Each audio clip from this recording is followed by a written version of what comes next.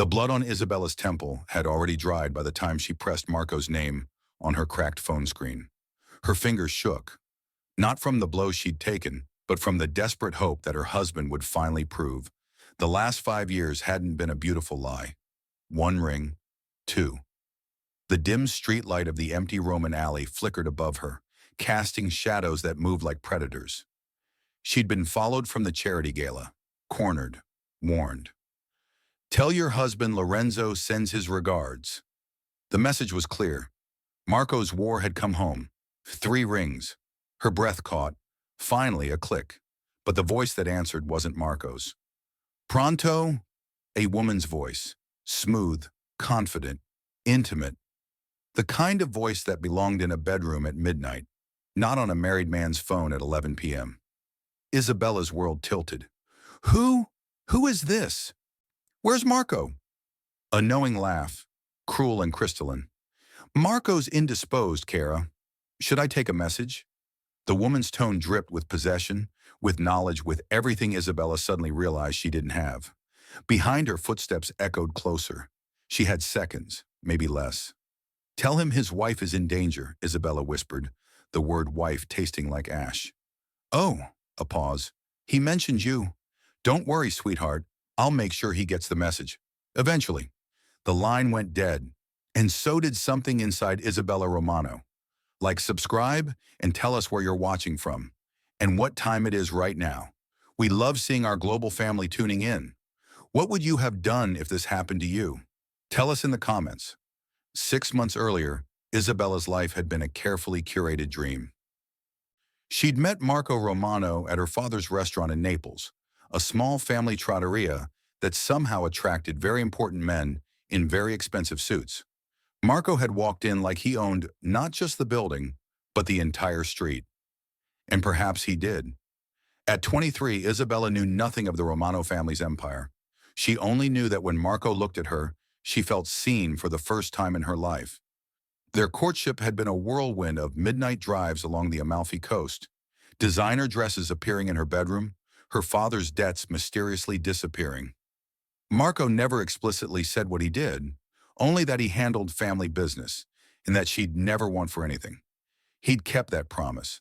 Their villa overlooking Lake Como was a masterpiece of marble and glass. Filled with art Isabella didn't choose, in silence she didn't question. Marco would disappear for days, returning with expensive gifts and exhausted eyes. She learned not to ask where he'd been. Learned to accept the bodyguards who followed her to the market.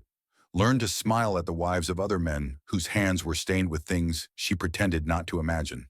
But she'd believed, God, how she'd believed, that beneath the cold exterior of Marco Romano, Mafia Don and heir to the Romano Empire, existed the man who'd once tucked jasmine flowers behind her ear and promised she'd always be safe. Her best friend Lucia had warned her at the wedding. Tesoro, men like him don't know how to love just one woman. They collect things, money, power, wives. Don't mistake possession for devotion. Isabella had laughed it off. Diamonds glittering at her throat. She was different. She was special. She was his. Now pressed against the cold stone wall of a Roman alley with a stranger's voice echoing in her head, Isabella realized she'd been the most expensive thing in Marco's collection, and just as easily replaced. Isabella didn't wait for Marco's men to find her. She found them first. She stumbled into the glow of Via Veneto, her Valentino dress torn at the shoulder, mascara streaking her cheeks like war paint. The tourists stared. The locals looked away. They knew better than to witness a Romano family problem.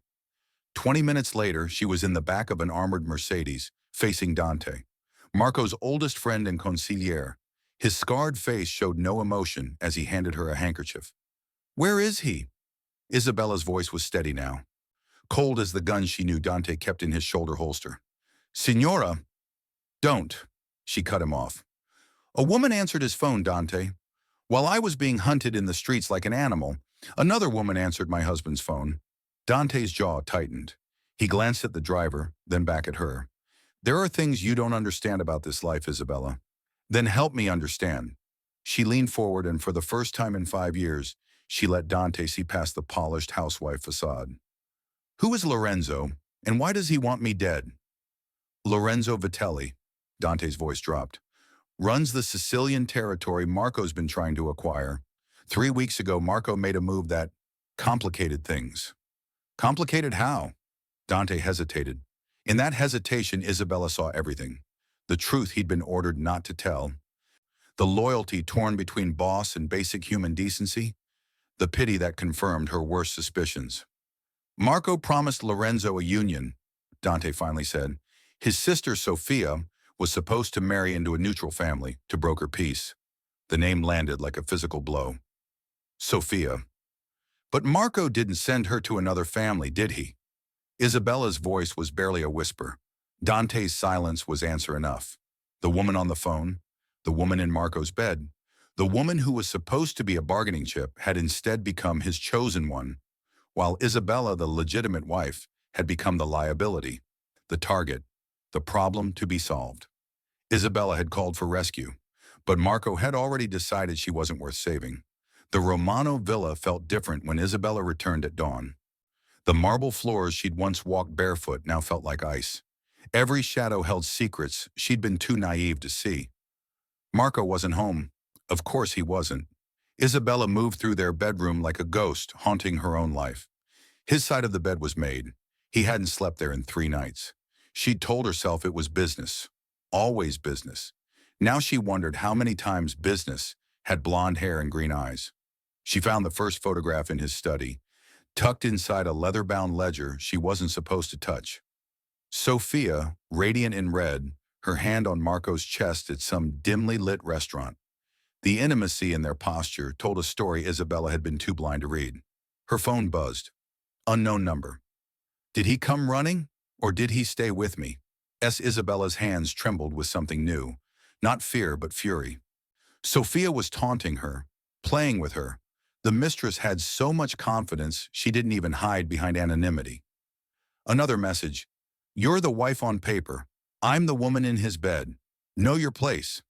Isabella's reflection stared back from the darkened window. Expensive jewelry, perfect hair, empty eyes. 5 years of playing the obedient mafia wife, and for what? To be threatened, abandoned, and mocked by the woman who'd stolen her life. She thought of her mother's last words before cancer took her. A Romano woman bends, Isabella. She never breaks. But her mother had married into respect, not betrayal. Her mother had never been replaced before she was even buried. The door opened downstairs. Heavy footsteps. Marco. Isabella didn't rush to greet him like she used to. Didn't smooth her dress or check her reflection. Instead, she pulled out her phone and began filming, setting it on the bookshelf, hidden behind a sculpture. If Marco wanted to play games with her life, she'd start collecting evidence of his. Because Isabella Romano was done bending. It was time to break the man who'd broken her first. Marco entered his study with blood on his cuffs and lies on his lips. Isabella. His voice was measured, controlled, the same tone he used with his soldiers. Dante said there was trouble last night. She turned slowly, letting him see the bruise blooming purple along her cheekbone. His eyes flickered. Was that guilt, or simply irritation that his property had been damaged? Lorenzo's men cornered me, she said quietly. I called you. I was in a meeting. Phone was off. The lie came smoothly, practiced. How many times had he used that same excuse? A woman answered, Marco. The silence that followed was deafening. She watched him calculate, recalibrate, decide which version of the truth would pacify her fastest. Sophia answered your phone, Isabella continued, her voice eerily calm. While I was bleeding in an alley, your mistress, the woman you're using to betray Lorenzo, answered your phone and called me sweetheart. Marco's expression hardened. No more pretense. You don't understand the complexities. Then explain. Isabella stepped forward. Explain how you're using Lorenzo's sister to steal his territory while leaving your actual wife as bait for his revenge. Explain how I became expendable. You were never in real danger. I had men watching. Watching from where? From the apartment you keep for her? Isabella's voice cracked, fury bleeding through. I found the photographs, Marco. I found the bank statements, the separate phone, the jewelry receipts for pieces I've never seen. She threw the evidence onto his desk. printouts she'd discovered in his hidden safe, the combination she'd memorized from watching his fingers 100 times, thinking she was being a dutiful wife who might need access in an emergency. The emergency had been her marriage.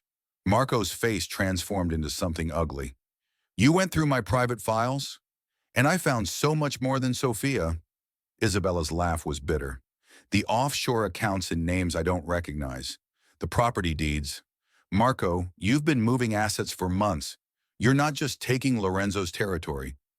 You're planning to disappear." His hand shot out, gripping her wrist.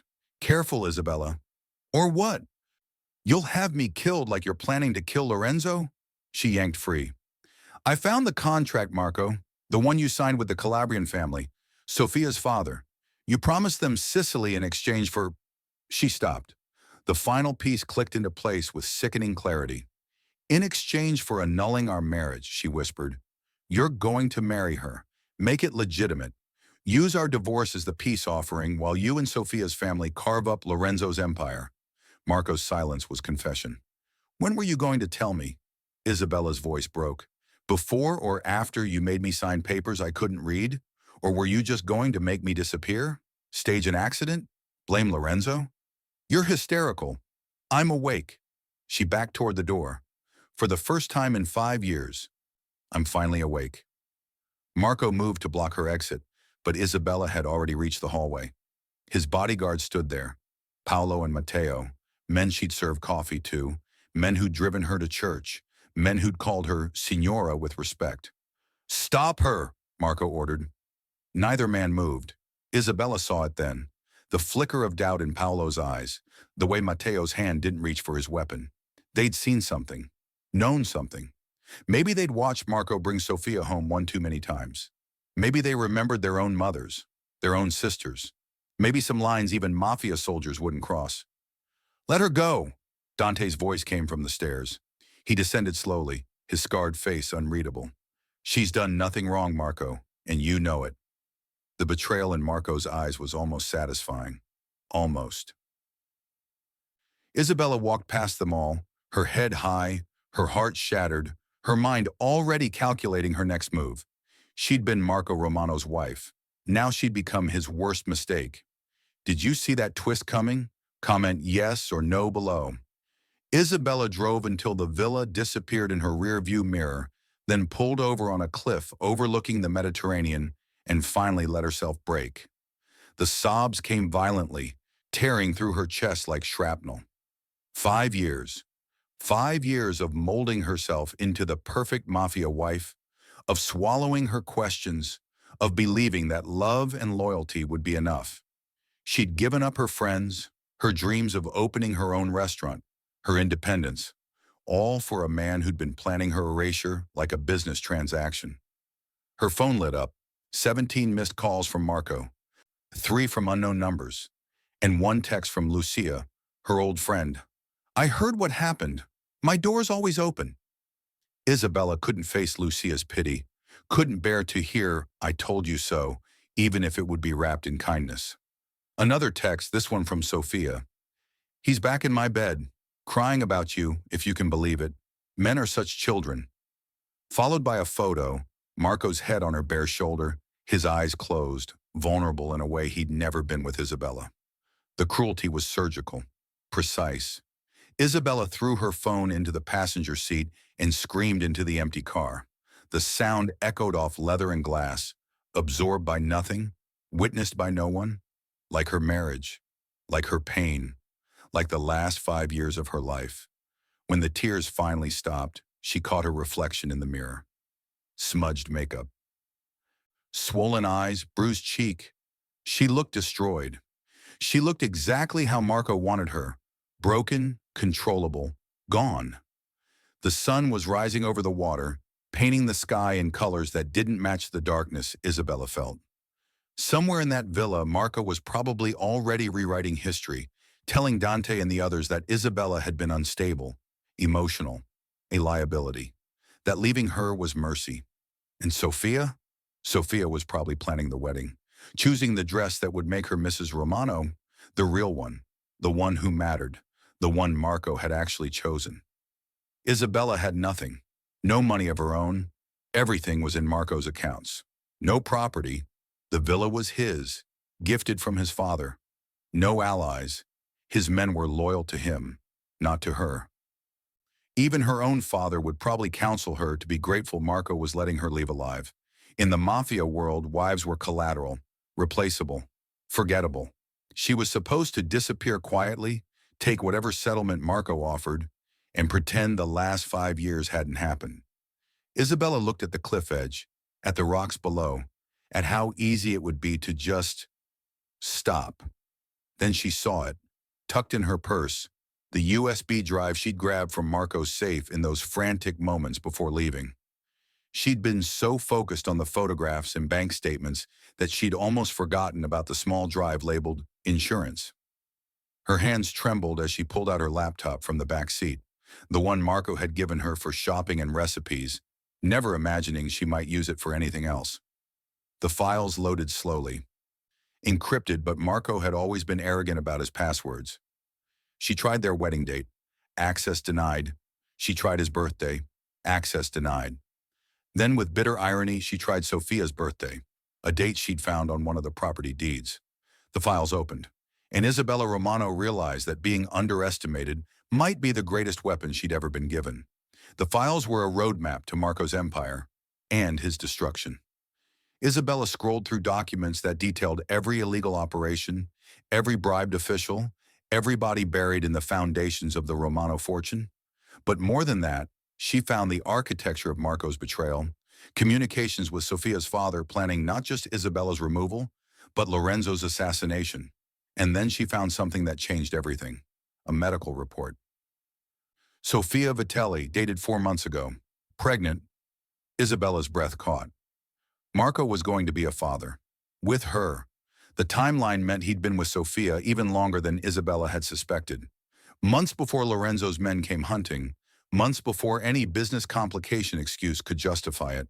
But it was the email thread beneath the report that made Isabella's blood run cold. The Romano name needs a legitimate heir.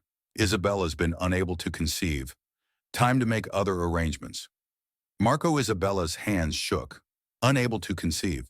She'd been trying for 2 years, taking the vitamins Marco's private doctor prescribed, enduring the treatments that left her exhausted and emotional. She'd blamed herself, carried the shame of failing to give Marco the child he wanted. She scrolled further and found the real medical reports, not hers but Marco's. Vasectomy, performed 4 years ago in Switzerland, reversed 3 months ago. The truth hit like a bullet. Marco had made her infertile, had fed her fake treatments while ensuring she could never get pregnant, creating the perfect excuse to replace her. She'd been sabotaged from the inside, her body turned into evidence of her own inadequacy. The cruelty was breathtaking, but beneath the devastation, something else ignited. Isabella had spent 5 years believing she wasn't enough, not exciting enough, not fertile enough, not worthy enough to keep her husband's attention. She'd internalized every failure as her own. Now she knew the truth. She'd been set up to fail. Her phone rang. Dante. "Don't hang up," he said immediately. "I need you to listen." "Why should I trust you?" "Because I just quit." His voice was rough. 20 years with the Romano family and I walked away. What Marco's doing, what he did to you, it's dishonorable. And I don't work for men without honor. Isabella's heart pounded. "What do you want?" "To help you. Lorenzo's coming for Marco, and when he does, everyone in that villa will burn, including the staff, the guards, anyone loyal to the name. But you," he paused, "you have a choice, Isabella. You can run, take whatever money you can grab and disappear, or you can fight. Lorenzo wants revenge, but what he really needs is information. The kind of information that could dismantle the Romano Empire and protect his sister from becoming Marco's next victim." Isabella looked at the USB drive, at the weapon she held in her hands. "If I help Lorenzo, Marco won't just divorce me," she said slowly. "He'll kill me. If you run, he'll hunt you forever. You'll spend your life looking over your shoulder, waiting." Dante's voice softened. "But if you stand and fight, you take back your power. You show him that Isabella Romano isn't a woman to be discarded." Through her laptop screen, Isabella saw her reflection superimposed over the damning evidence. She'd spent 5 years making herself smaller, quieter, more acceptable. She'd been until she nearly broke. Her mother's words echoed differently now. A Romano woman bends, Isabella. She never breaks. But Isabella wasn't just a Romano woman. She was a Romano woman who'd been betrayed, underestimated, and left for dead.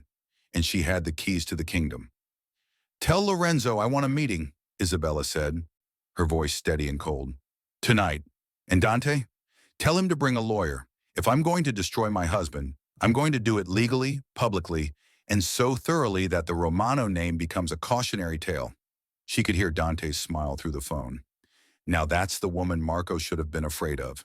Isabella ended the call and opened a new browser window. She'd been Mrs. Marco Romano, the invisible wife. Time to introduce the world to Isabella Romano, the woman who would watch an empire burn. The meeting happened in the one place Marco would never expect. His own father's private club in Rome, the velvet-lined sanctuary where Romano men had made blood pacts for 3 generations. Isabella walked in wearing black Armani and her mother's pearls, armor disguised as elegance.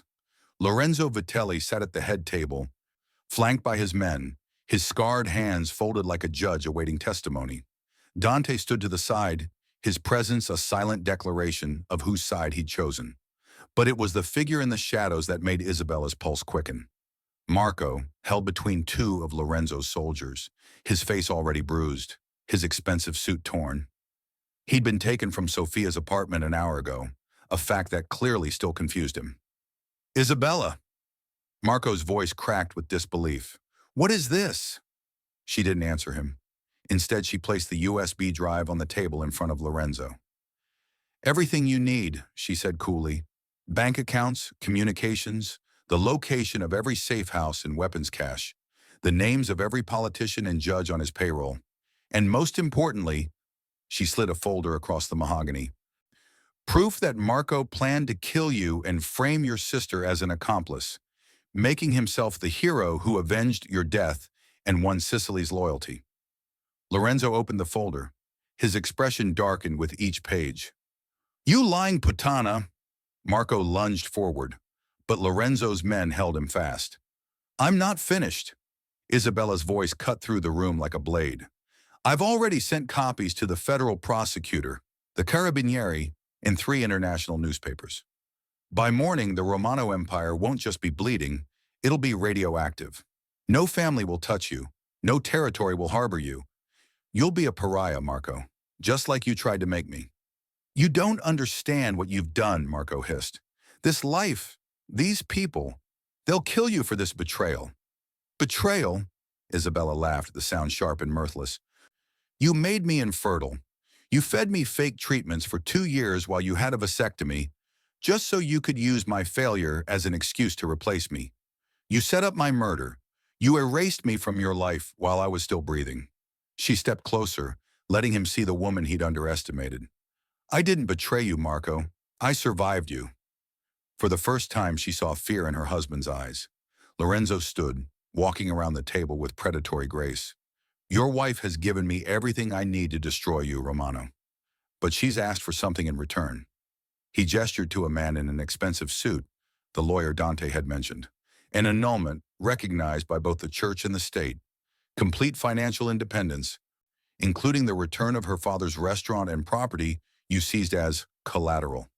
And a public statement that Isabella Romano Neferrante had no knowledge of your criminal activities."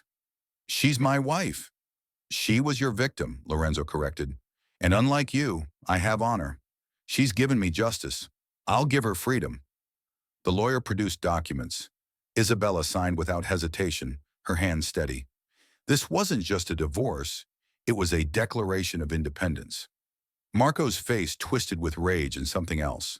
The dawning realization that he'd lost. "You think you're strong now? You think this makes you powerful? You're nothing without the Romano name. Nothing without me." Isabella met his eyes one final time. "I was nothing with you, Marco. You made sure of that. But here's what you never understood." She leaned close enough to whisper. "I learned from the best. You taught me how to lie, how to manipulate, how to play the long game. You just never imagined I'd be better at it than you. She straightened, turning to Lorenzo. He's yours. Do with him what you will. I want no part of his blood. I've wasted enough years drowning in it. As Isabella walked toward the door, Marco's voice cracked behind her. I loved you. In the beginning, I really loved you. She paused, hand on the brass handle, and looked back over her shoulder. No, Marco. You loved owning me. There's a difference. The door closed on his protests, on his empire, on 5 years of her life she'd never get back. Outside, the Rome streets sparkled with rain. Isabella tilted her face toward the sky, feeling the drops wash away the last remnants of Mrs. Marco Romano. Dante waited by a car. Where to? Isabella thought of her father's restaurant, of the kitchen where she'd once dreamed of creating something beautiful, of the life she'd abandoned for a man who'd never deserved her sacrifice. Home, she said simply. Take me home. 3 months later, Isabella stood in her father's restaurant, now her restaurant, watching the evening crowd fill every table. The trattoria had been transformed. She'd kept the rustic charm but added her own vision, hand-painted murals of the Amalfi Coast, soft lighting that made everyone look like they were in love, and a menu that blended her mother's traditional recipes with Isabella's own creative fire. Critics called it a revelation. Locals called it home. Isabella called it freedom. She moved through the kitchen with practiced grace, tasting sauces, adjusting seasonings, laughing with her staff. These were her people now, artists and dreamers and fighters who'd rebuilt their lives from ashes just like her. Lucia worked the front, her warm smile greeting regulars and newcomers alike. She'd left her own toxic marriage after watching Isabella's transformation, proving that courage was contagious. Bella, Lucia called from the dining room. Someone's here to see you. Isabella wiped her hands on her apron and emerged, expecting another food journalist or curious former socialite wanting to gawk at the fallen mafia wife. Instead, she found Dante, looking uncomfortable in civilian clothes, a newspaper tucked under his arm. Dante, her voice was cautious but not cold. He'd kept his word, testified against Marco, helped dismantle the network of corruption that had protected the Romano family for decades. I thought you'd want to see this. He placed the newspaper on the bar. The headline made Isabella's breath catch. Romano Empire falls. Former Dons sentenced to 35 years. Below it, a smaller story. Sofia Vitelli enters witness protection after testifying against former lover. She lost the baby, Dante said quietly. Stress, they said. But I think she finally realized what kind of man Marco really was. Isabella felt a complex knot of emotions. Not quite pity, not quite satisfaction. Sofia had been complicit, yes, but she'd also been a pawn in Marco's game, just like Isabella, just another woman who'd believed his lies. And Marco? Isabella asked. Broken, destroyed, everything you promised. Dante hesitated. He asks about you. In letters, wants to apologize, he says. Burn them, Isabella said without hesitation. I don't need his apologies. I don't need his regret. I don't need anything from him except distance. Dante nodded with respect. You did what 3 rival families and the federal government couldn't do. You brought down an empire. No, Isabella shook her head. I freed myself from one. There's a difference. A timer chimed in the kitchen. Isabella's signature dish, osso buco with saffron risotto, her mother's recipe perfected with her own touch, was ready. Stay for dinner, she offered. On the house. It's the least I can do for the man who helped me remember I was more than someone's wife. Dante's scarred face softened into something like a smile. I'd be honored, Signora. He caught himself. Isabella. Just Isabella, she confirmed. As the evening unfolded, Isabella moved through her restaurant with joy she'd forgotten existed. Every plate she sent out was a small act of creation, of love, of proof that she could build something beautiful without permission, without a man's name, without shrinking herself to fit someone else's vision. Her phone buzzed. A message from an unknown number. Saw your restaurant featured in Bon Appetit. Looks beautiful. You look happy. I'm sorry I never saw you when I had the chance. Ma'am. Isabella stared at the message for a long moment, then deleted it without responding. Marco had taken 5 years of her voice. She wouldn't give him another second of her attention. She looked around her restaurant, at Lucia laughing with customers, at her staff working in synchronized harmony, at the exposed brick walls that bore no traces of marble and gold leaf, just honest warmth and character. This was her empire now, built not on blood and fear, but on resilience and risotto. She'd been called a trophy wife, a liability, a woman too weak to matter. Now she was simply Isabella, chef, survivor, phoenix. And that was more than enough. The kitchen timer chimed again. More orders, more customers, more life waiting to be lived. Isabella tied her apron tighter and returned to the only empire she'd ever need. The one where she was both queen and architect, where every choice was hers, where the only man who could break her heart was in prison where he belonged. She'd called her Italian mafia husband for help, and his mistress had answered. But in losing everything, Isabella Romano had found herself. And that, she thought as she plated another perfect dish, was the sweetest revenge of all. If this story touched you, like and subscribe, and tell us where you're watching from.